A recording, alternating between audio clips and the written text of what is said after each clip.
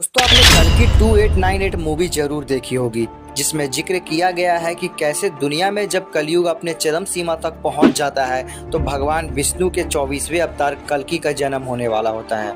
लेकिन उनका जन्म एक विशेष स्थान पर होने वाला है, जिसका जिक्र कई सारे पुराणों और ग्रंथों में है। नमस्कार दोस्तों, आपका स्वागत है हमारे चैनल पर, जहां हम आपको ले चलते हैं उन स्थानों की रहस्यमयी दुनिया में जो इतिहास, धर्म और आध्यात्म के गर्भ में छिपा है।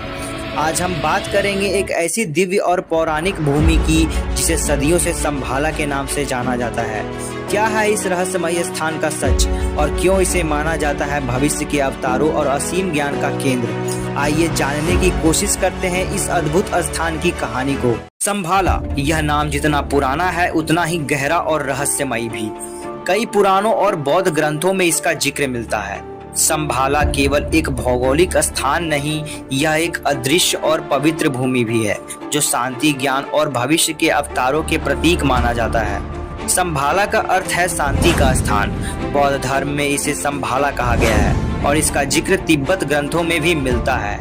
यह कहा जाता है कि संभाला एक ऐसी जगह है जहां केवल शुद्ध और जागरूक आत्माएं ही प्रवेश कर सकती हैं। अगर हम संभाला की कहानी को हिंदू धर्म के दृष्टिकोण से देखें तो यह भूमि कल्कि अवतार से जुड़ी है।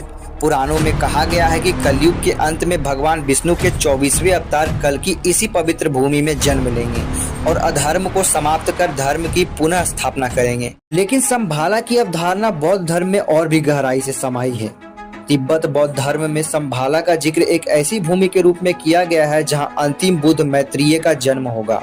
वह संसार को अज्ञानता से मुक्ति दिलाएंगे और लोगों को परम ज्ञान की पथ पर ले जाएंगे। अब सवाल ये उठता है कि संभाला क्या वास्तविक स्थान है? क्या हम इसे धरती पर कहीं खोज सकते हैं? तिब्बत ग्रंथ में इसे उत्तर में स्थित एक रहस्यमयी और कठिन पहाड़ियों के पीछे बताया गया है। कुछ लोग मानते हैं कि यह हिमालय या तिब्बत के दुर्गम इलाकों में कहीं छिपा हुआ है। कुछ आधुनिक शोधकर्ताओं ने इसे आधुनिक भूगोल से जोड़ते हुए कहते हैं कि यह स्थान शायद तिब्बत, मंगोलिया या साइबेरिया के अज्ञात हिस्सों में हो सकता है। वहीं कुछ लोग इसे पूर्ण रूप से एक आध्यात्मिक स्थान मानते हैं जो हमारी चेतना और मस्तिष्क शांति से जुड़ा हुआ है। संभाला का रहस्य केवल एक स्थान तक ही सीमित नहीं है। यह स्थान के बारे में एक महत्वपूर्ण भविष्यवाणी करती है। हिंदू पुराणों और बौद्ध धर्म के ग्रंथों में कहा गया है कि जब धरती पर अधर्म और अज्ञानता चरम सीमा तक पहुंच जाएगी तब एक महान नेता संभाला में उदय होंगे। हिंदू धर्म के अनुसार कल्कि अवतार युगों के अंत में एक महान योद्धा का नेतृत्व करेंगे। वही बौद्ध धर्म में मैत्रेय बुद्ध के आगमन से विश्व का अंत और पुनर्जन्म का चक्र समाप्त होगा और हर आत्मा ज्ञान की मार्ग पर चलेंगे। लेकिन दोस्तों, सवाल फिर से वहीं पे खड़ा होता है, क्या संभाला को किसी ने देखा है? तो संभाला साम्राज्य जिस डायमेंशन में मौजूद है उस तक पहुंचने के लिए आपको फ्रीक्वेंसी से तालमेल बिठाना होगा, जो हिमालय से आसानी से उपलब्ध होता है।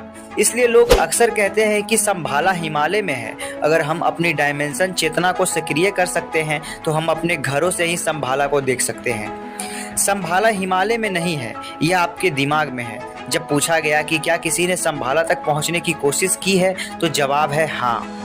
पिछले 2000 सालों में हजारों लोगों ने कोशिश की। उनमें हिटलर के साथ साथ निकोलस रोयरिच नामक एक रिसर्चर भी शामिल थे।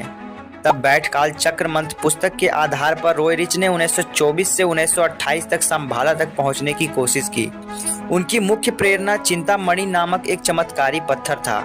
ऐसा कहा जाता है कि यह पत्थर आसमान से गिरा था और इसमें कई चमत्कार हैं। इसे अपने हाथ में रखने पर आप जो भी चाहें वह तुरंत हो जाता और आप जहां चाहें यात्रा कर सकते थे। सरल शब्दों में कहें तो इस शक्तिशाली चिंतामणि पत्थर से कोई भी विश्व पर विजय प्राप्त कर सकता है। ऐसा माना जाता है कि यह पत्थर वर्तमान में स्थित है। हालांकि रॉयरिच इसे प्राप्त नहीं कर सके और उन्होंने अपने अनुभवों को अपने पुस्तक में दर्ज किया। इसके अलावा सिकंदर महान ने भी दुनिया को जीतने की कोशिश की और संभाला की खोज की। अपनी विजय के दौरान वे कई वैदिक विद्वानों को साथ लेकर गए। इस खोज में वे भारत आए थे, जहां उनका सामना राजा पोरस से हुआ। युद्ध में पराजित होने के बावजूद पोरस ने सिकंदर के सामने आत्मसमर्पण नहीं किया। बहरहाल कई लोगों ने संभाला को देखने और वापस लौटने का दावा किया है। उनका कहना है कि वे केवल अपने चक्रों को सक्रिय करके ही वहां तक पहुंचते हैं। केवल शुद्ध हृदय, प्रेम और बुद्धि वाले लोग ही संभाला को देख और अनुभव कर सकते हैं।